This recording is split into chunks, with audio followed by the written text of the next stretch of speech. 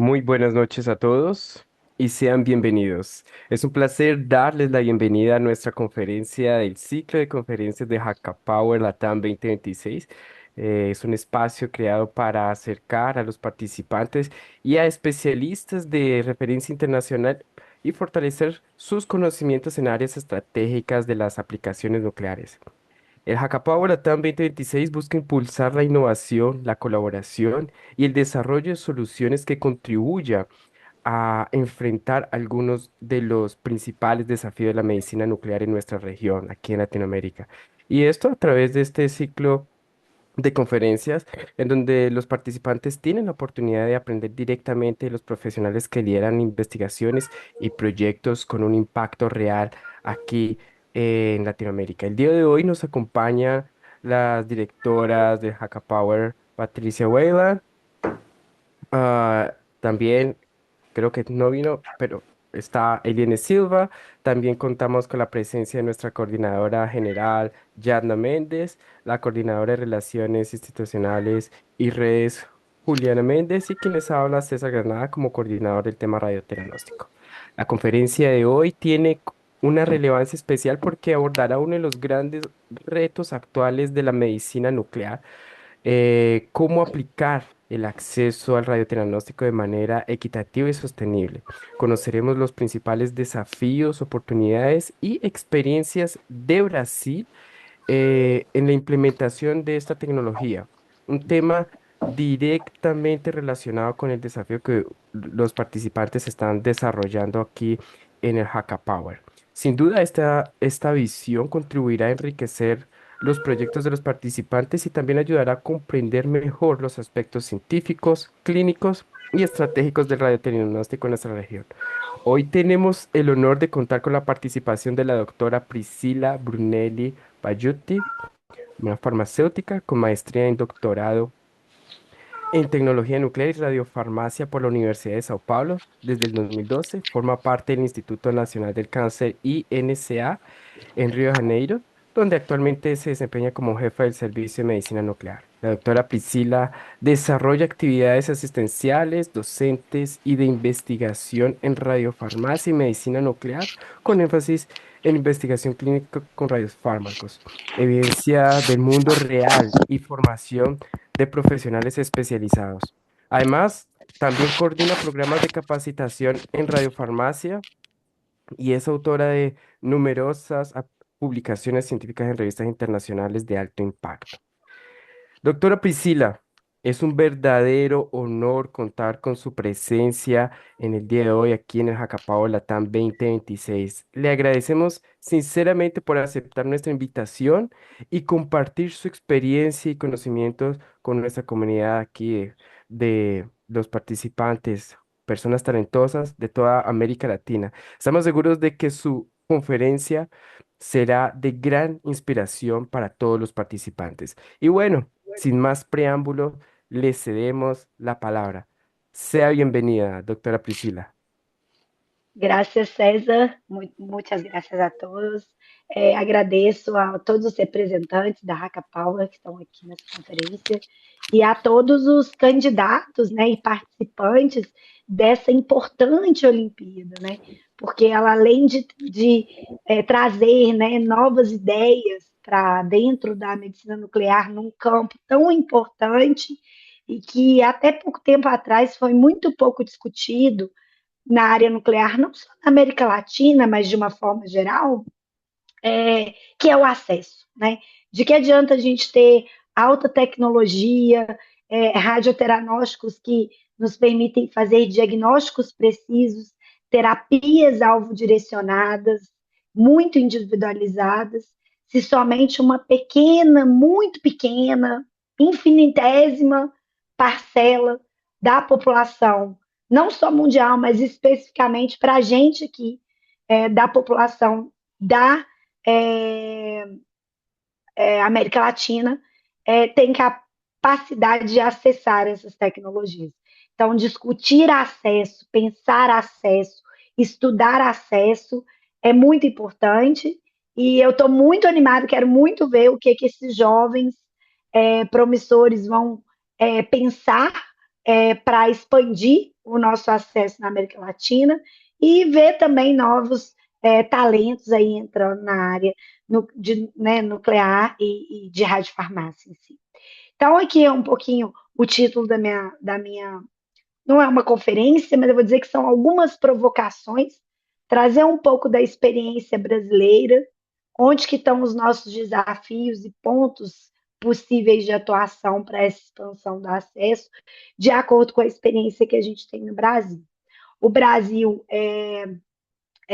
né, todo mundo sabe, é um país aí de dimensões continentais, que ocupa a maior parte aí da América Latina, em termos de extensão territorial, tem uma população muito grande, mas que tem em comum muitas coisas com os demais países da América Latina.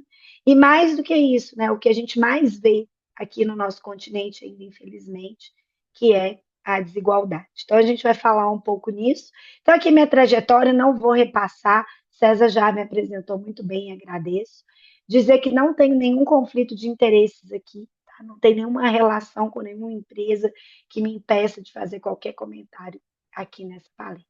Então, quando a gente pensa em acesso, quando o assunto é pensar em acesso na nossa região, na região da América Latina, o que é que a gente tem, né?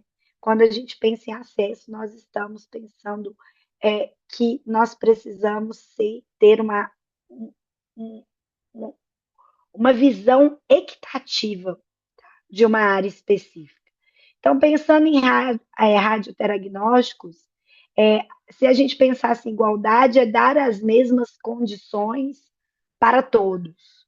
E equidade não é dar as mesmas condições para todos, é dar as condições que cada um necessita para que todos tenham, aqui no caso dessa figura, a mesma visão do mundo, a mesma experiência do mundo.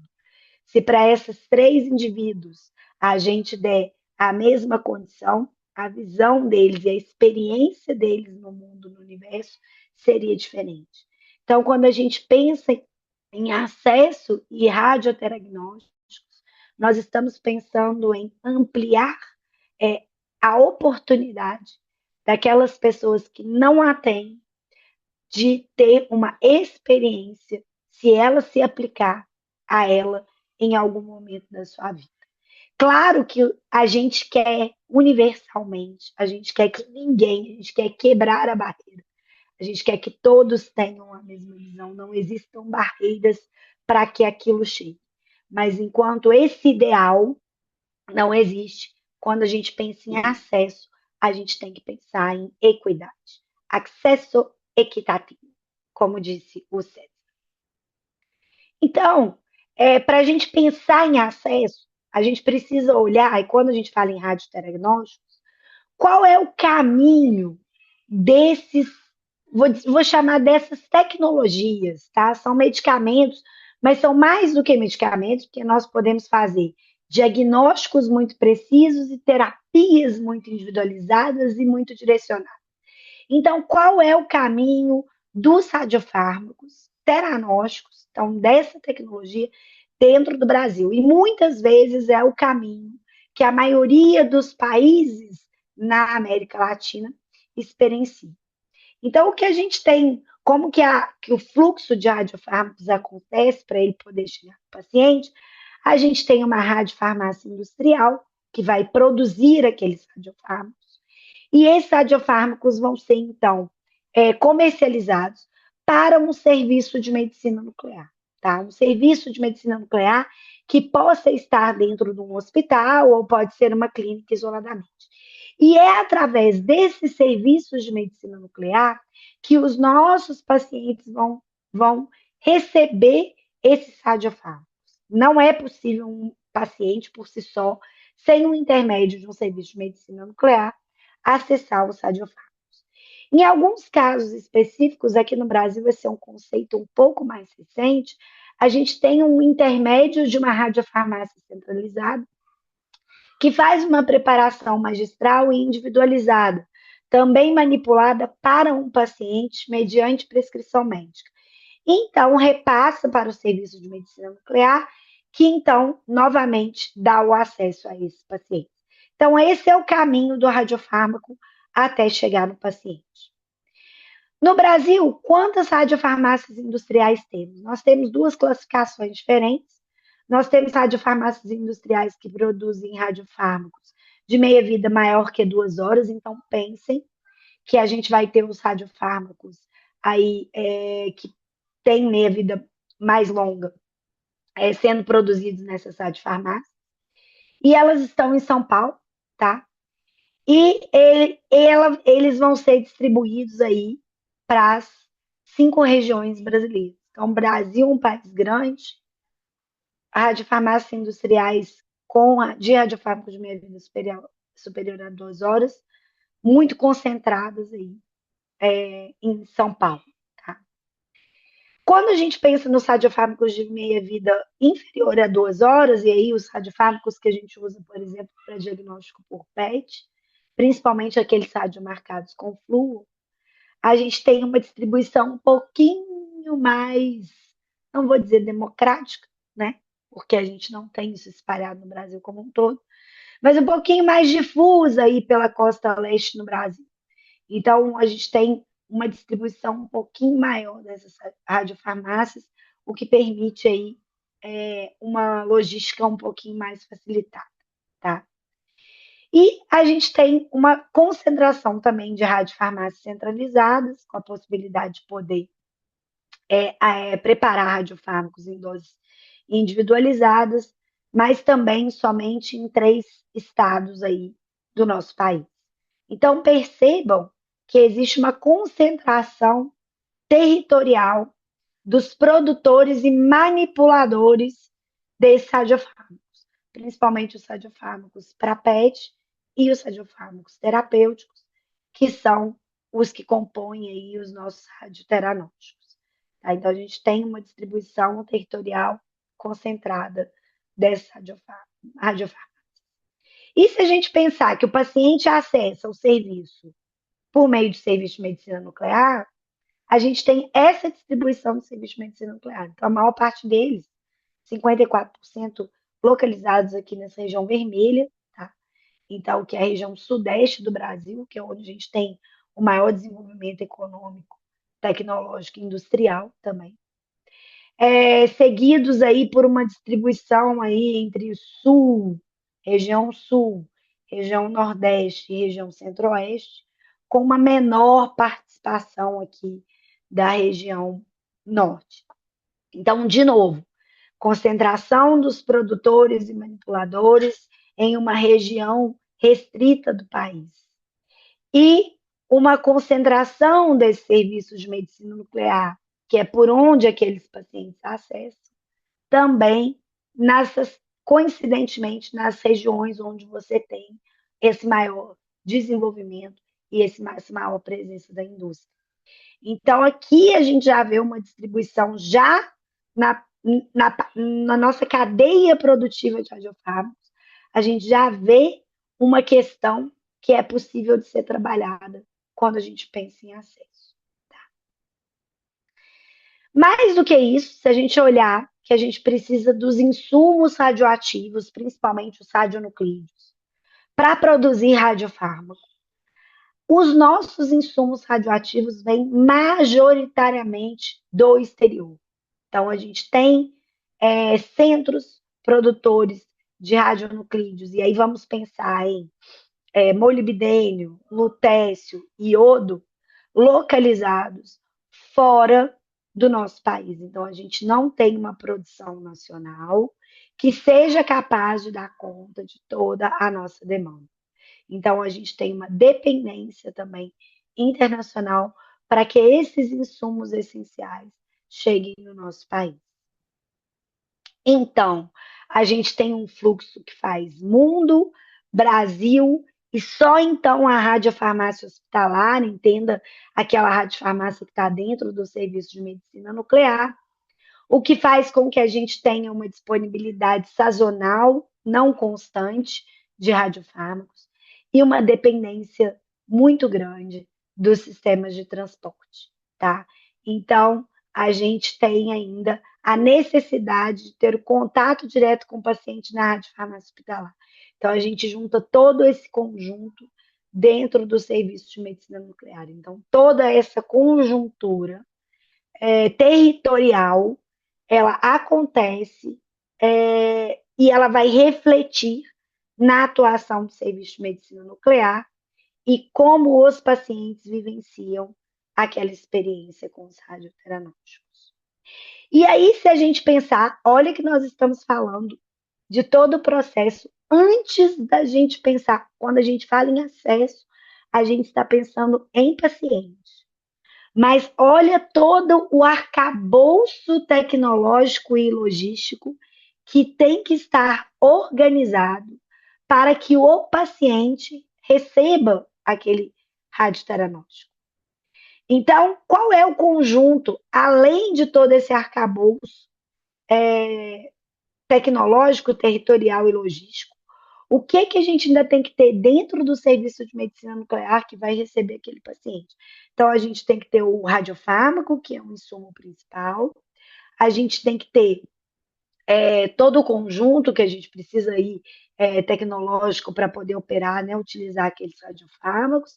A gente precisa de ter equipamentos, então a gente precisa de ter infraestrutura e equipamentos, e a gente precisa de ter profissionais especializados que possam atuar ali naquele serviço, proporcionando a experiência e o acesso àquele paciente, tá? Então, quando a gente pensa em infraestrutura e equipamentos e profissionais, para além dos radiofármacos, né? O que que a gente ainda tem quando a gente pensa em desafios? Então, a gente tem infraestruturas de radiofarmácias muito antigas operando no nosso país. A gente tem equipamentos em obsolescência, então muitos serviços com equipamentos que têm muitos anos de uso. A gente tem toda uma indústria de equipamentos para PET com novas tecnologias e a gente tem muitos locais operando com tecnologias já antigas ou que estão atuando há muitos anos.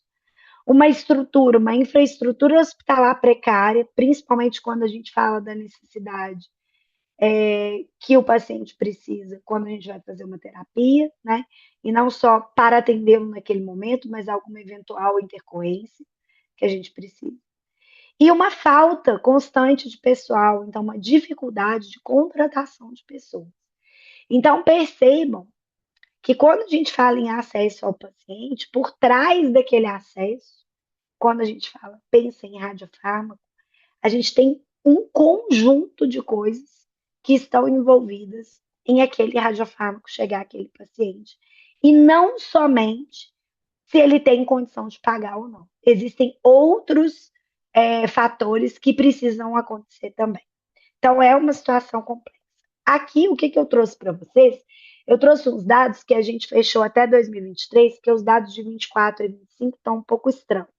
Então, não conversam muito com esses dados. Então, a gente parou no 23 e 24 e 25 a gente está aguardando para ver se a gente consegue entender o que, que aconteceram com os dados, alguma forma de tratamento de dados que foi diferente.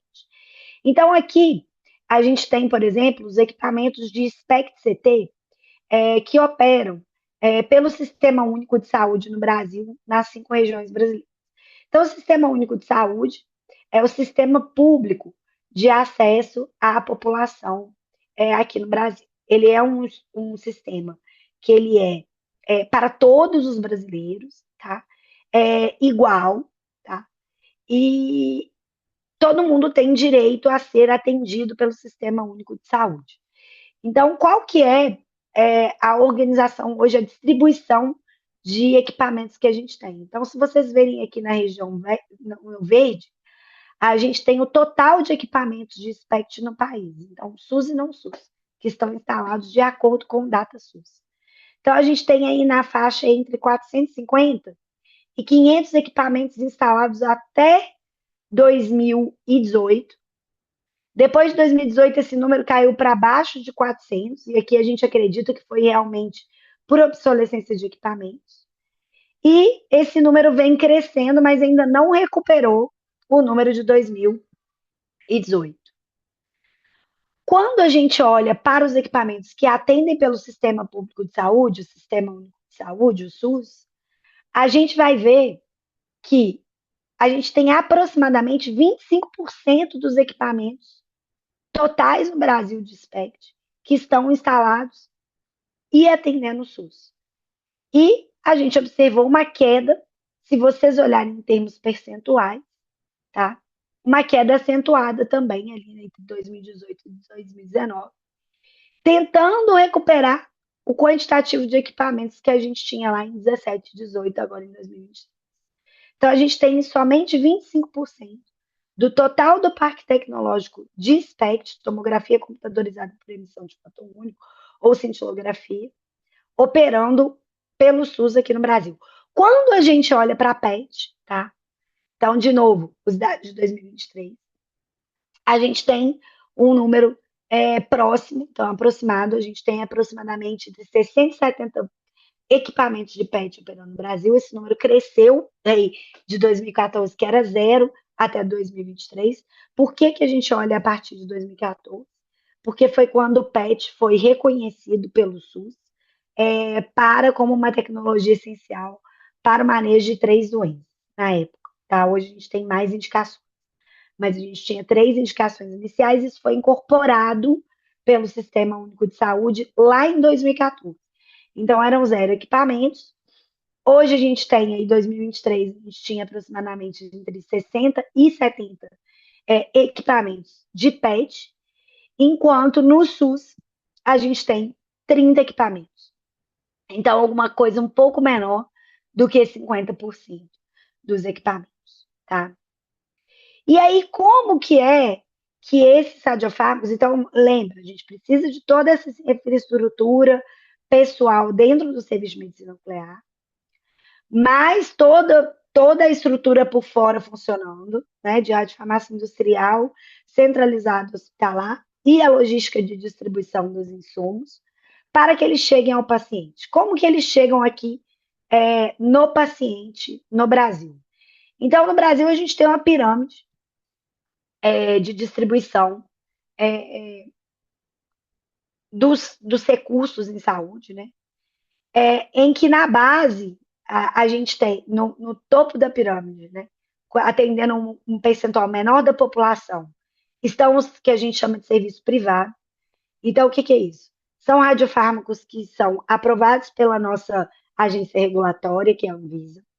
São radiofármacos que também podem ser produzidos e manipulados dentro de radiofarmácias, que têm condições tecnológicas para isso.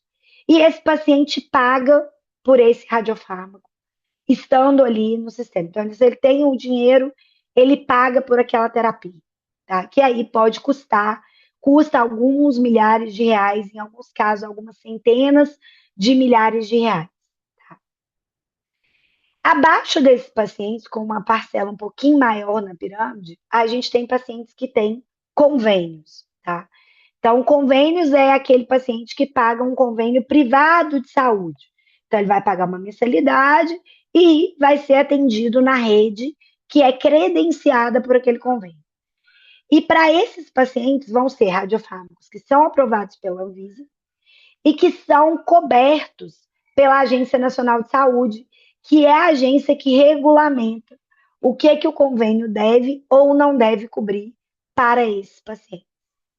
E na base da pirâmide, onde está a maior parte da nossa população, e lembrando que também inclui os pacientes de privado e convênio que têm direito da mesma forma que os demais, tá?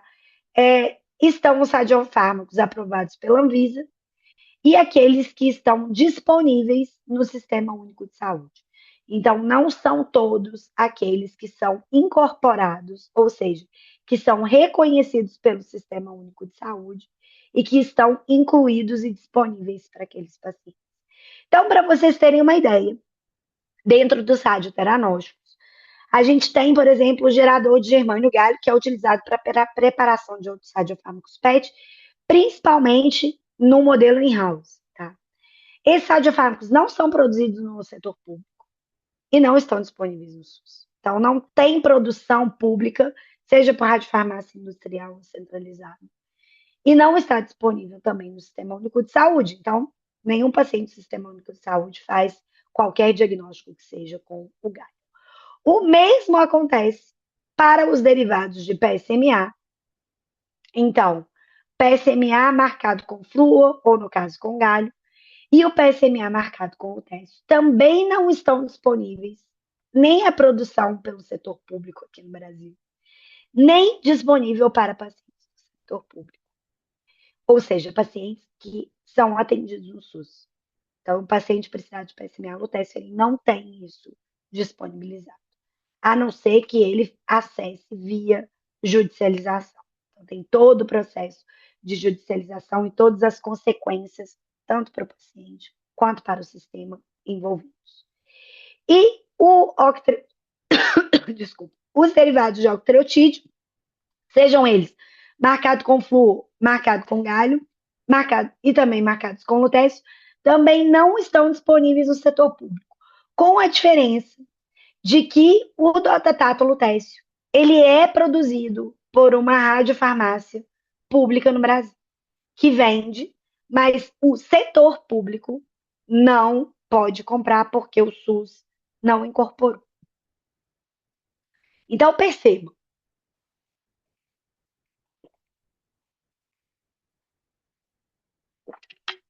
a gente tem um grupo que é produção de radiofármacos no setor público e disponíveis pelo SUS, que é uma fatia importante do bolo. Produção de radiofármacos no setor privado e que estão disponíveis no SUS. A gente tem um grupo de produção pública e que não estão no SUS. E a gente tem um grupo de produção privada e que também não estão no SUS. Então, dentro da fatia, o que é que eu quero destacar? Que esses radiofármacos que têm uma produção pública e que estão incluídos no SUS, embora eles não representem a maior parte do conjunto de radiofármacos que está disponível para os pacientes, eles são os responsáveis por 80% do total de procedimentos que se faz no país.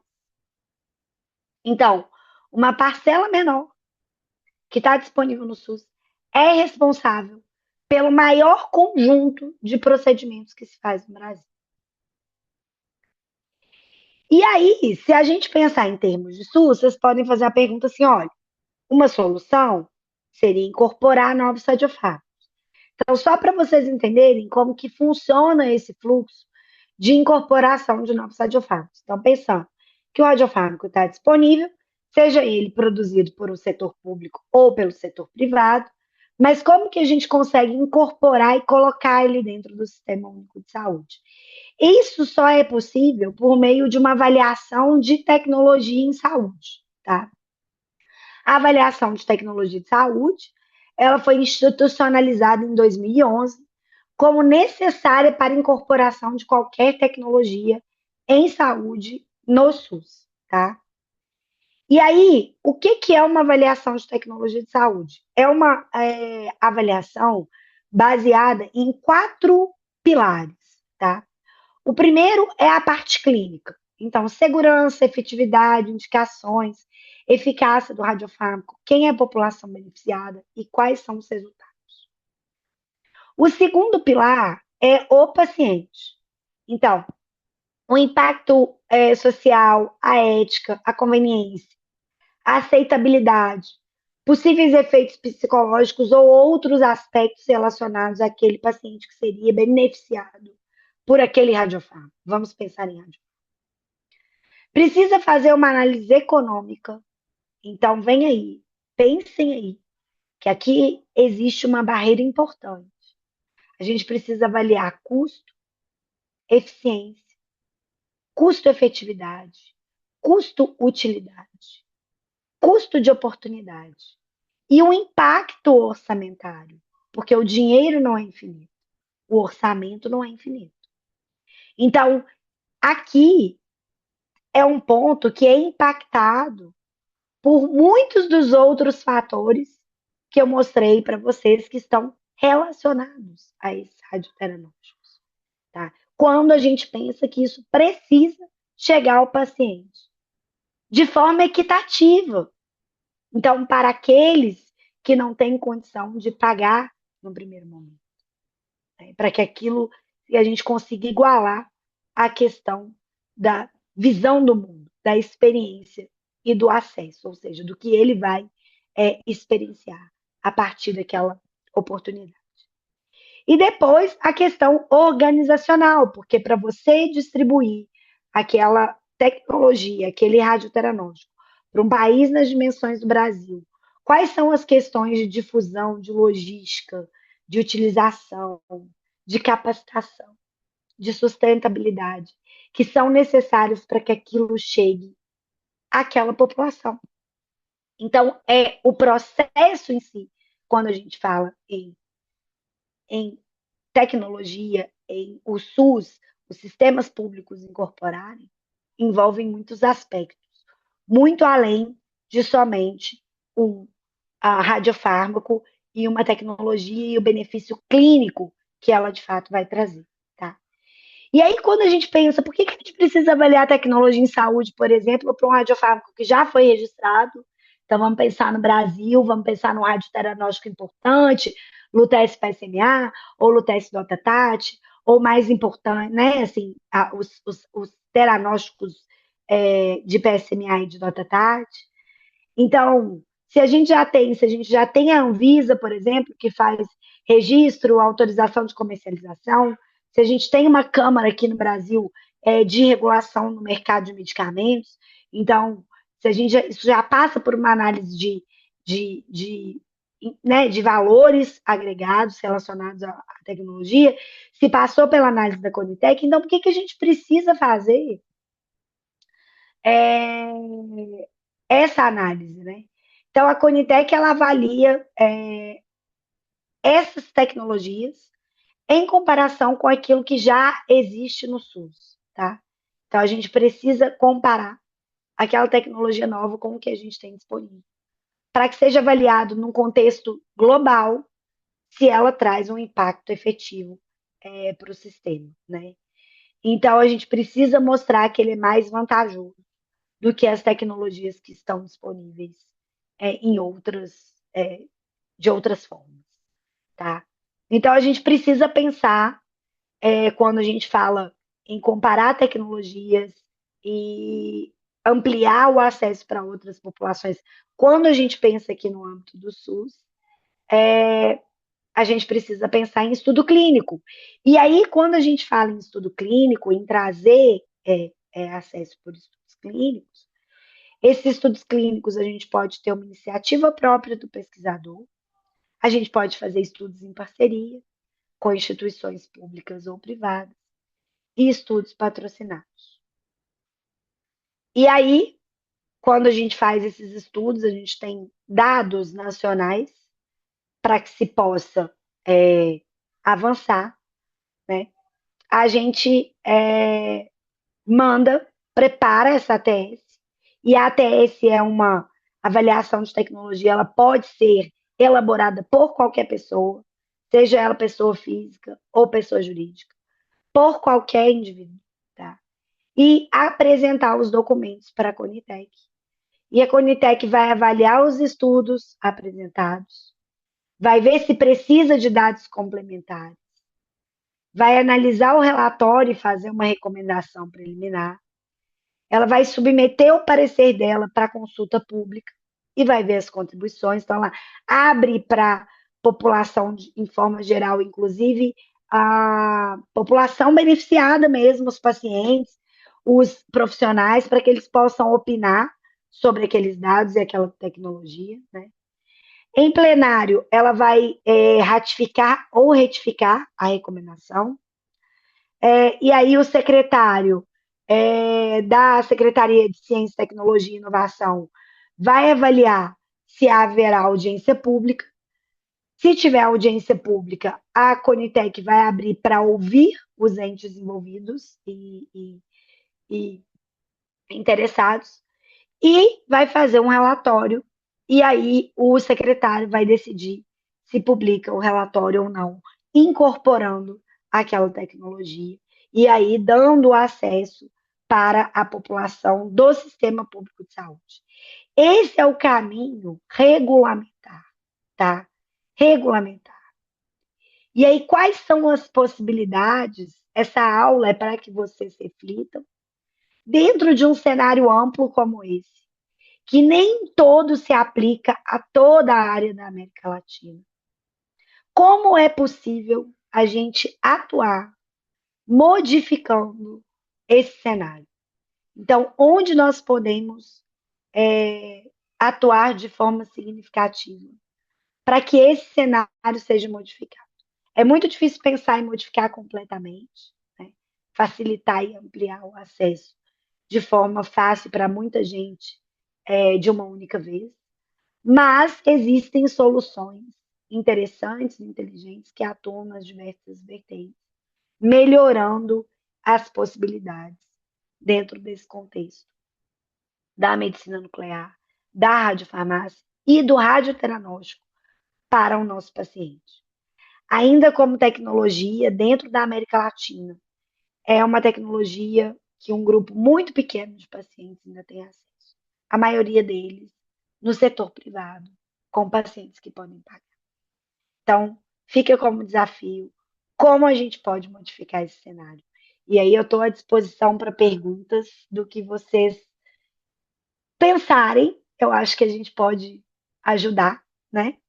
E discutir aí do que vocês imaginem. Muchas gracias, doctora Priscila, por esa presentación. Eh, y bueno, vamos sí a pasar a la parte de las preguntas. Caso tenga alguien alguna pregunta, pueden hacerla sin ningún problema en el chat o abrir el micrófono también para hacerla. En cuanto a eso, yo sí tengo unas preguntitas para usted. Y si quiere, doutora Priscila, a senhora pode falar em espanhol para praticarmos um pouco, se a senhora quiser, ou se quiser falar em português, não tem Você fala problema. português, eu hablo espanhol Pode e ser. vamos mesclando. Tá, déjeme hacer una pregunta aquí. Aquí la voy a lanzar en el chat, pero se la voy a leer.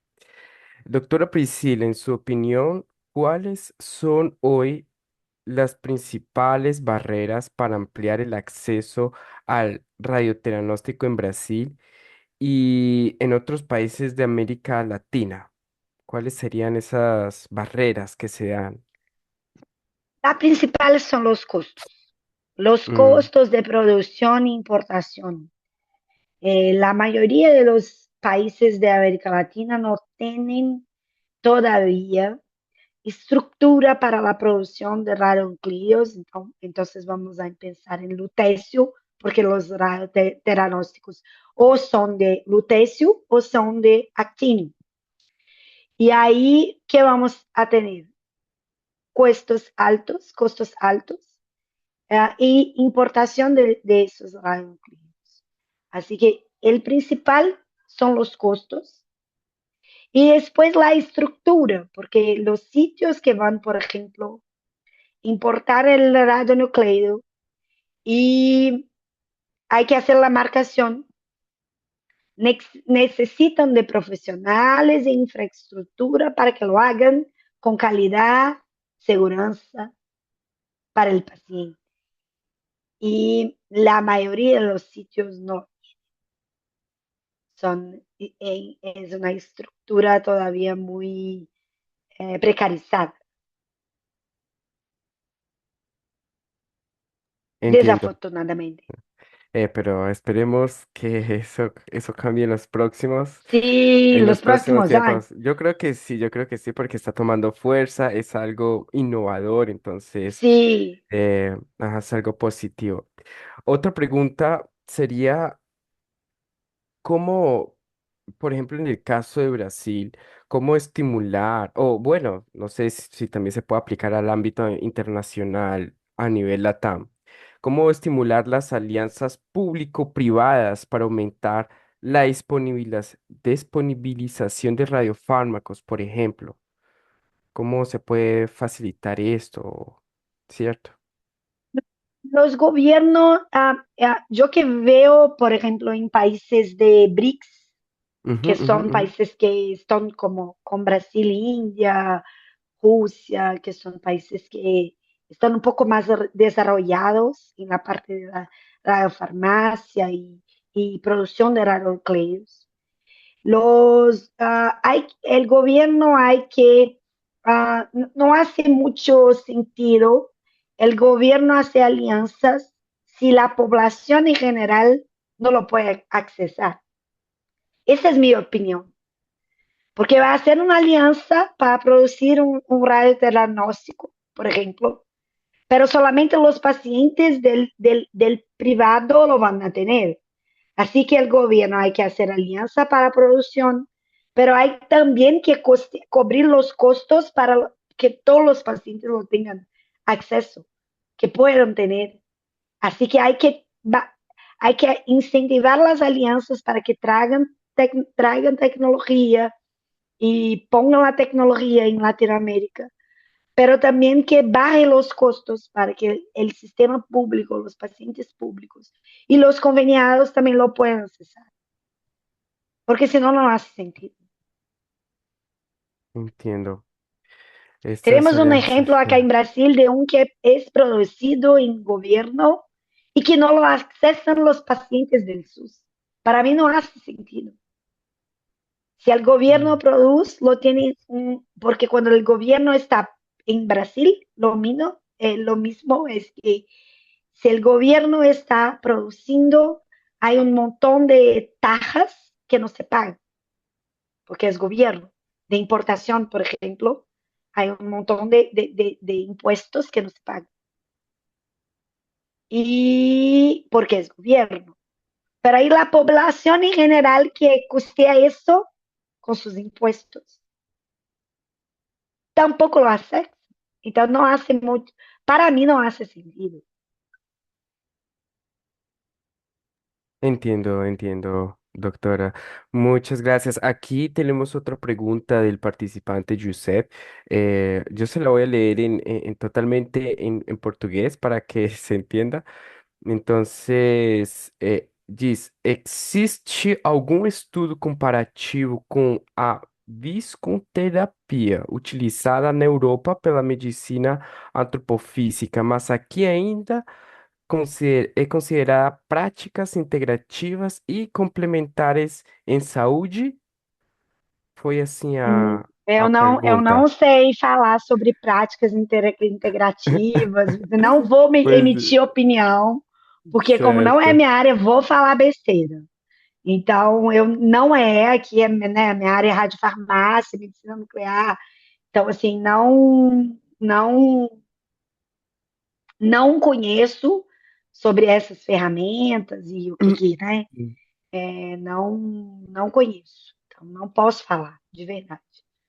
Nesse Perfeito. ponto, não vou conseguir te ajudar, José. É, vem outra pergunta de outro participante, o Andrés Gamboa. Ai, essa aí vou ler em espanhol, tá? Vamos trocando Uhum. aí.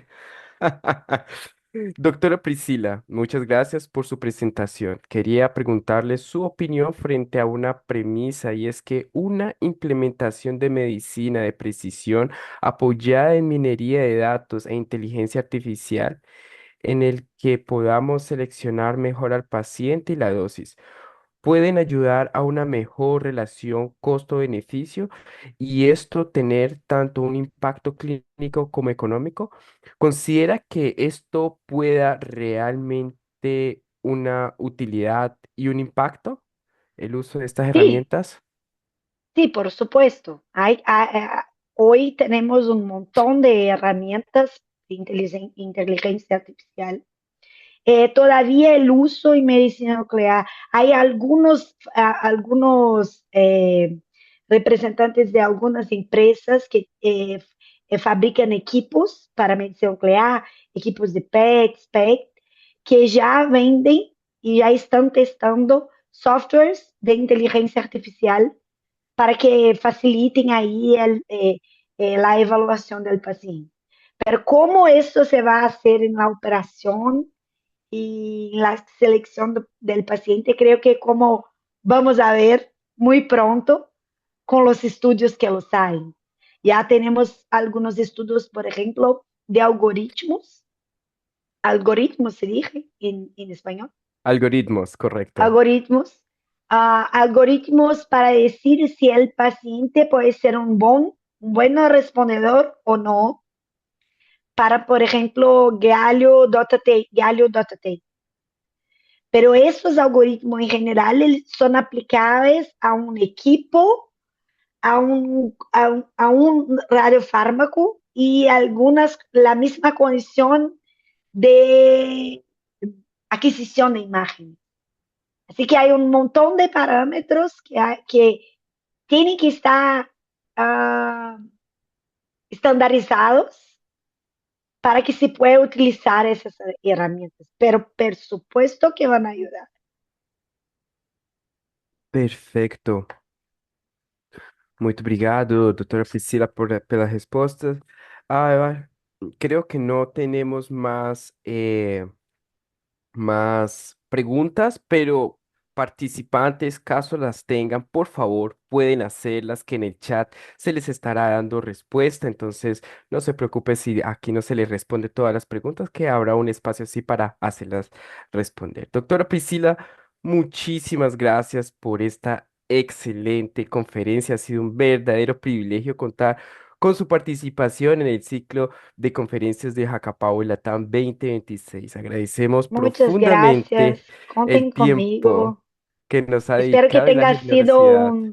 un montón de provocaciones para que todos lo piensen y hay que tener una amplia visión de todo el sistema para que hay un montón. Hace 2 semanas estuve en un evento de la Agencia Internacional de Energía Atómica. Nos dijeron que hay que hacer un árbol de problemas.